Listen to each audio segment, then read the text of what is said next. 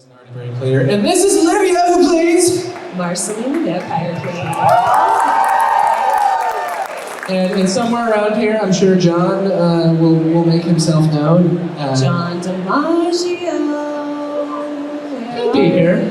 He'll be here. Don't worry. Thank you guys for coming out. I love all the cosplays we're seeing. It's a very nice Ice King in the back there. I like this BMO in the front row.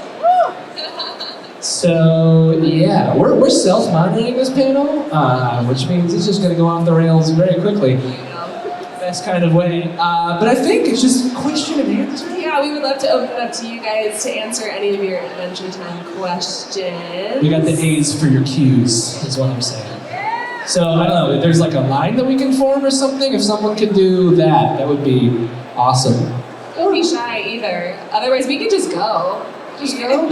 That works too. Raise a hand up and yeah. I'll just act like I'm interviewing Olivia. Olivia, how did you first come to be involved in Adventure Time? Well, Jeremy, thank you so much for asking. You're welcome. I got involved back at the start. I was kind of handpicked by Penn.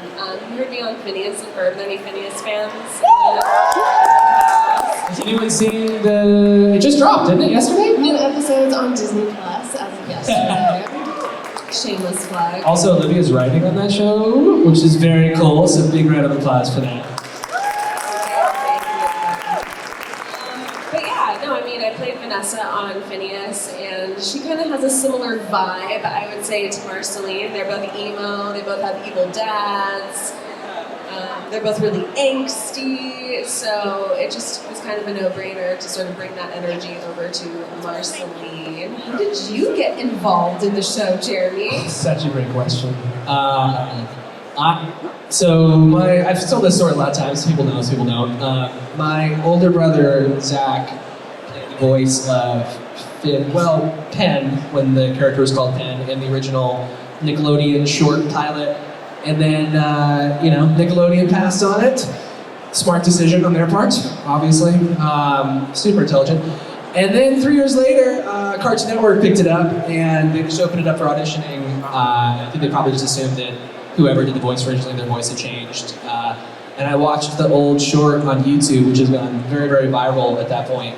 And I was like, oh my God, that sounds just like exactly like my voice. I was 12 when we started doing the show. I got the show after an audition, call back, and then I didn't realize I was his younger brother until the first day of recording. I just thought they got very lucky. You're a Nepo bro. All Nepo bro. All right. Oh! Everybody calm down. Take it easy.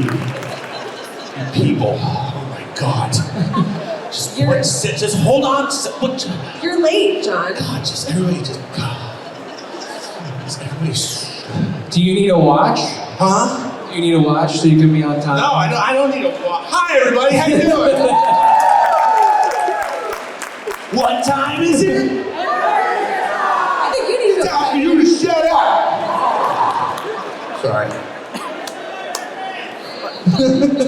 Hey, come on, give it up. Give it up for Jeremy and Olivia. That's right, David. Hey, look at that bender. Bender. Bender, I know. Yes, very soft, cuddly Bender.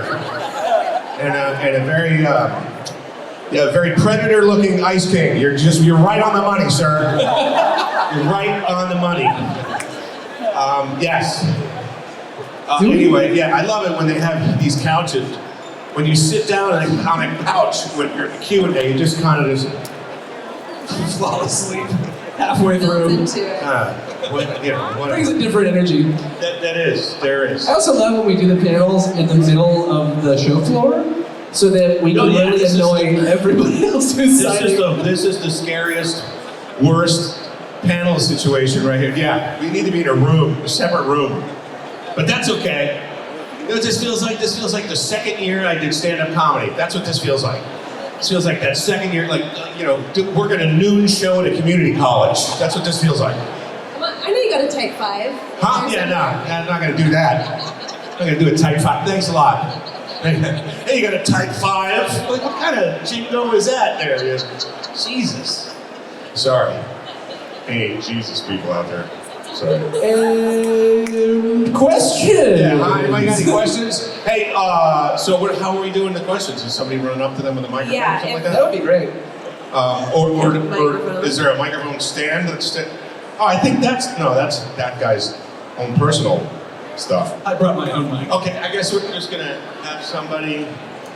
They're working is on it- it. yeah, There he is. Thank you very much. Down here and that works. The almost Green Lantern with the if you have. Sorry about that, dude. It's really exciting to see all of you here today. My question is, do you have a favorite episode or maybe arc of the show that you got to participate in? And ladies and gentlemen, one of the finest voice actors on the planet, everybody, please give it up for Mr. Dee Bradley Baker. He's gonna get him. Somebody's gonna give him a. Hi, Dee. Dee Bradley Baker. Hi, Dee. Anyway, your question was favorite art or favorite episodes. I'm just gonna interrupt everybody else and say Jake the Brick. I love Jake the Brick. Because I love nature shows, so that was just kind of a really fun. What was so nominated? Yeah, no, it won. We won an Emmy, right? We won an Emmy. We won an Emmy. So yeah, so that's a good one.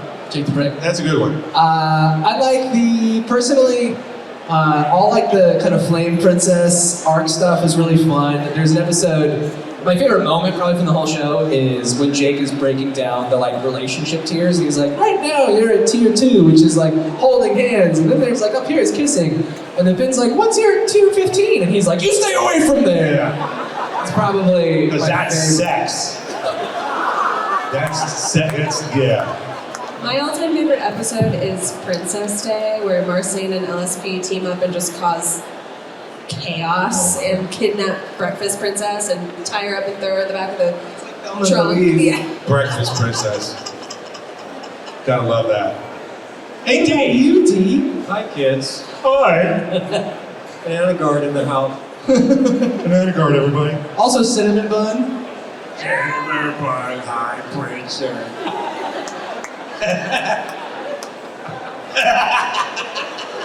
You look ashamed in yourself. Yeah. There's a bit of shame there, dude. Yeah.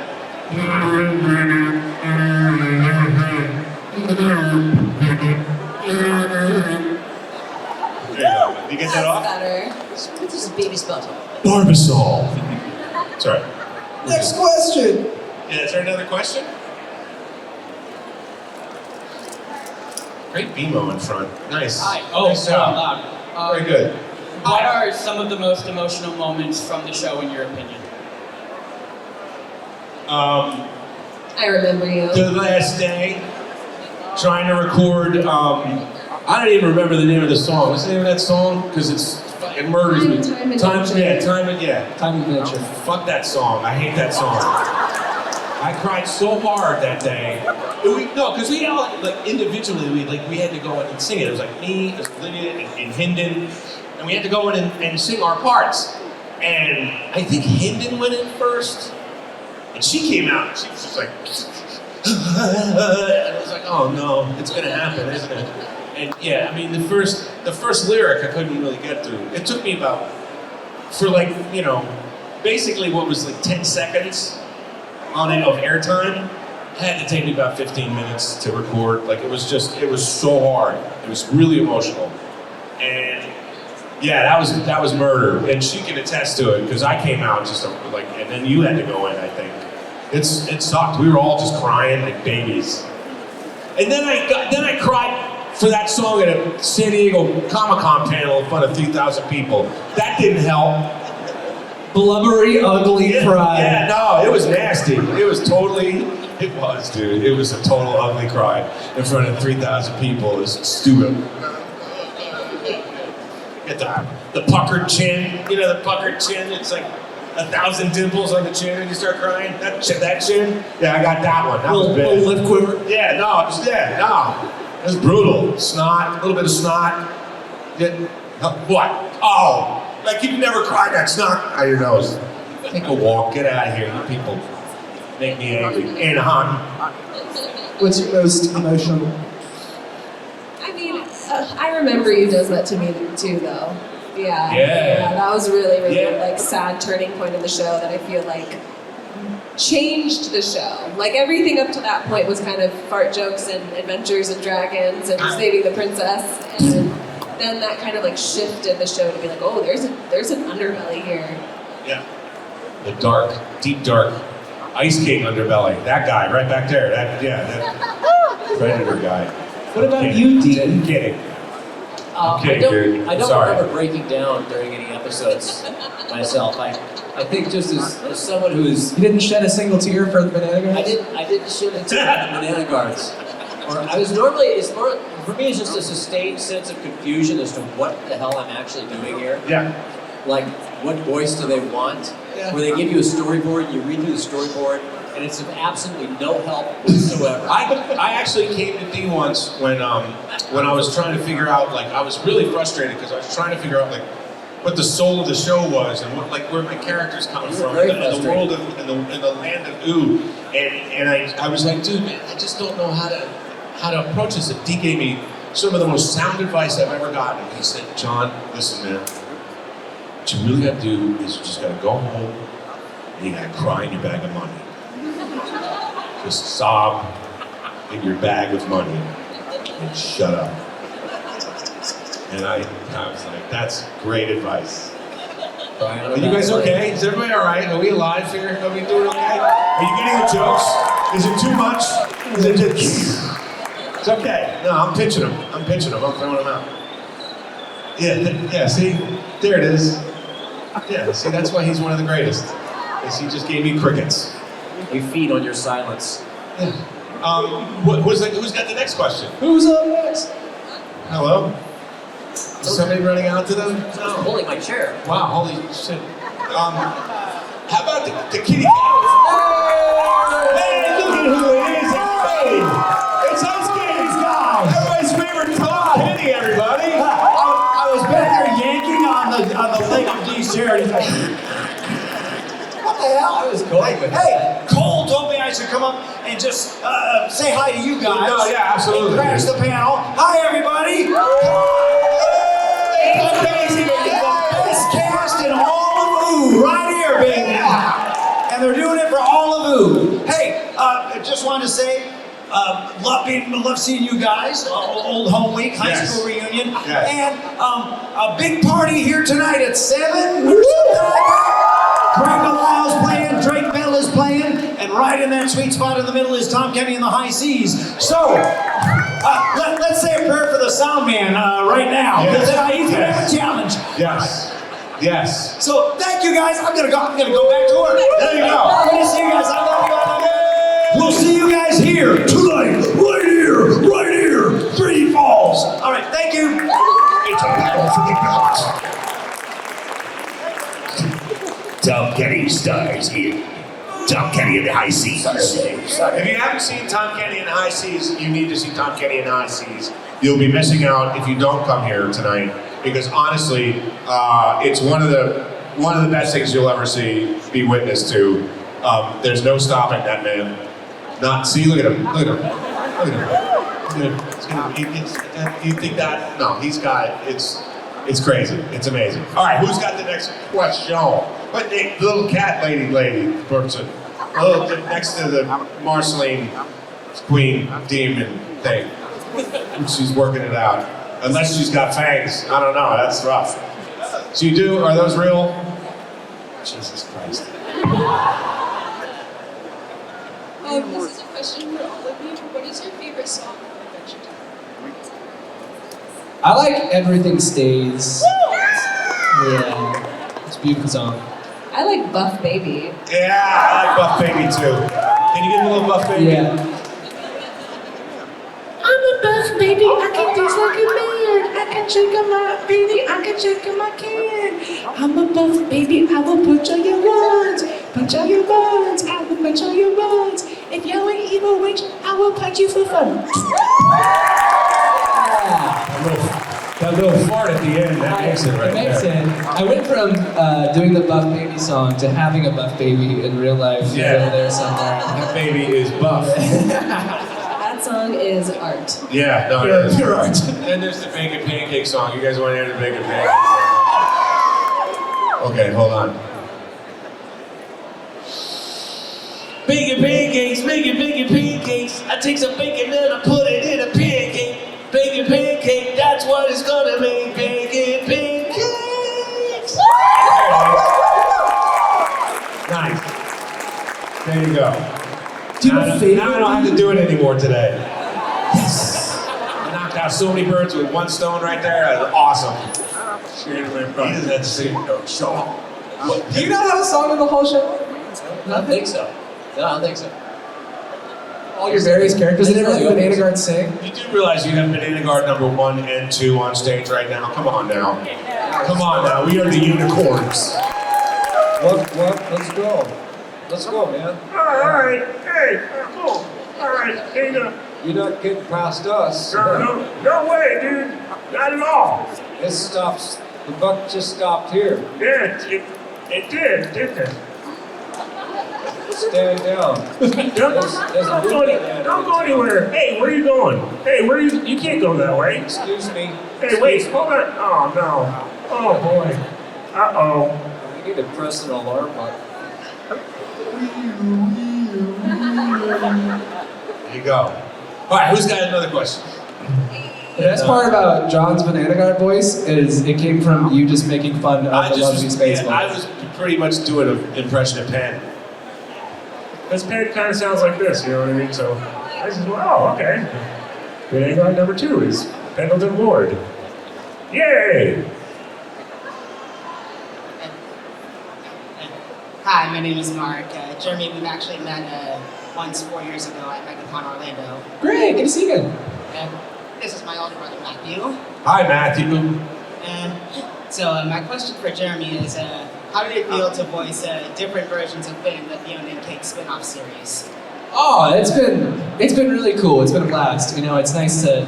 I still get to do a little bit of the classic Finn here and there, but like getting to do kind of an older, gruffer, like Clint Eastwood Farm World Finn version, and get to kind of just stretch out things. It's been really, really fun.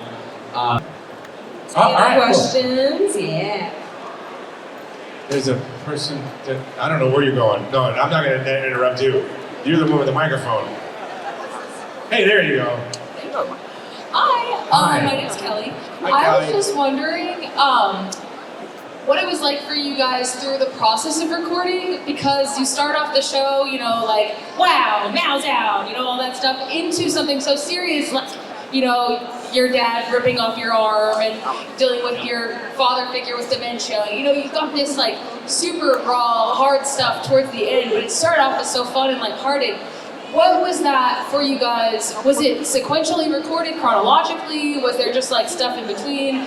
When did you realize like, oh, this is deeper than just like a couple of guys going out and fighting witches in the forest? It's very gradual. It's very gradual.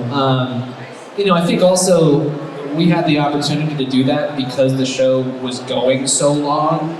You know, I don't think many shows have that many seasons, especially not in the animation world. So it kind of starts being like, oh, we can do more longer arcs. It doesn't have to just be the one-off adventure of the week. Yeah. And Yeah, it's, that is really true and accurate. The longer a project is around, the more room there is for the arc, is for the longer arc, and that, yeah, no, that's right on the money, dude. Like, for real, yeah. I mean, the craziest thing about the whole show is that I started working on the show when he was 12, and now we out here getting everybody pregnant. Sorry. I'm sorry.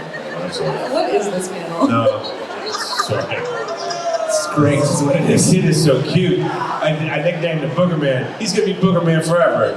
He's gonna get a PhD and be like, Dr. Booger Man! I think he knows you're talking about it. Yeah. But to reiterate your question, I feel like I Remember You was kind of that turning point in season 3. Was really like, because it kind of set up, like that episode on the surface seemed like a one-off, random, silly humor, like, yeah, Marceline and Ice King are gonna jam, man. And then it was like, oh, there's something else.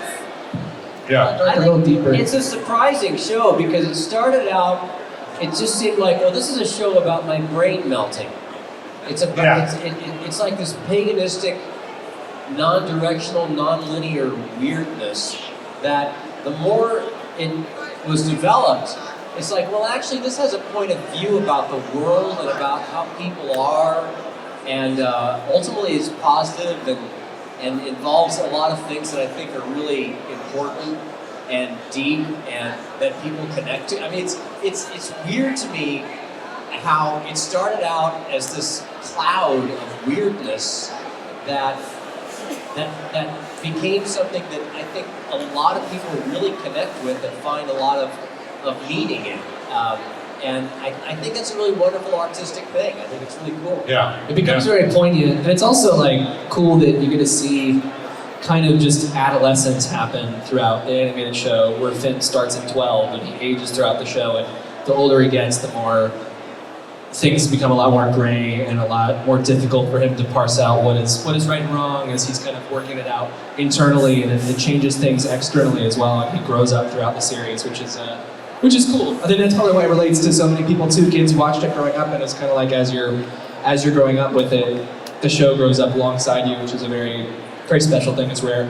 I think there's something very kind of Alice in Wonderland about it, where from Alice's standpoint, the world it doesn't make sense, and a lot of it is really dangerous and threatening. But a child makes it through, and you find a way, and you find friends or allies, and you make your way through it, and that feels real.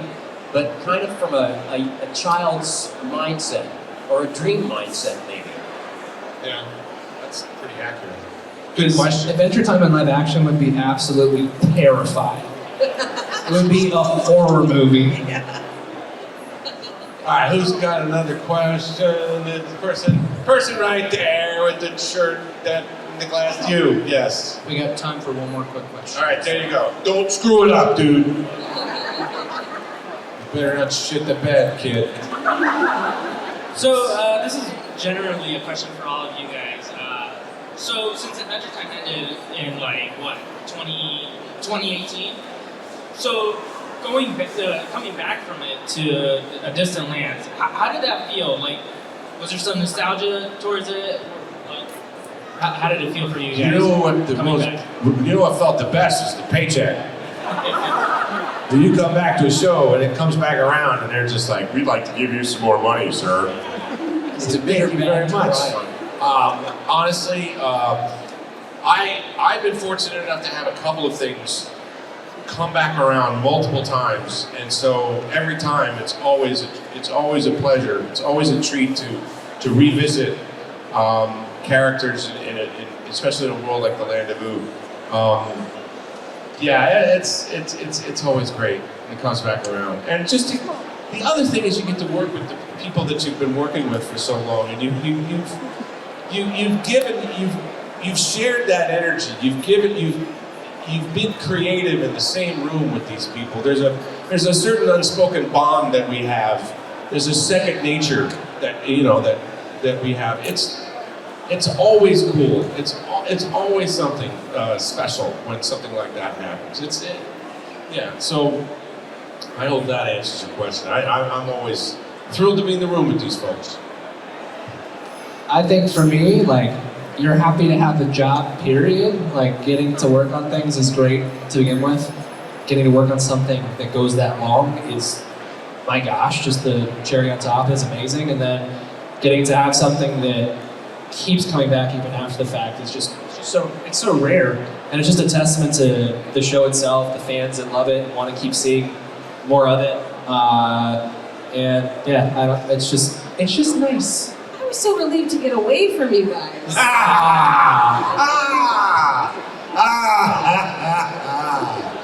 She's like, oh God, another record. I thought this show was done. John's gonna start crying. Kill it.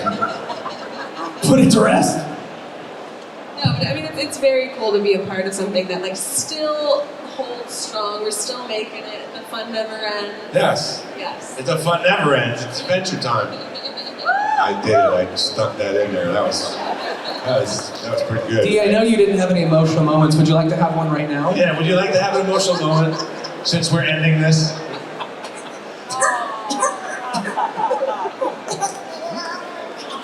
Oh, baby D. Oh, baby D, stop crying. Somebody give that baby a bottle of milk or something. Somebody spanked me. On that note, thank you guys so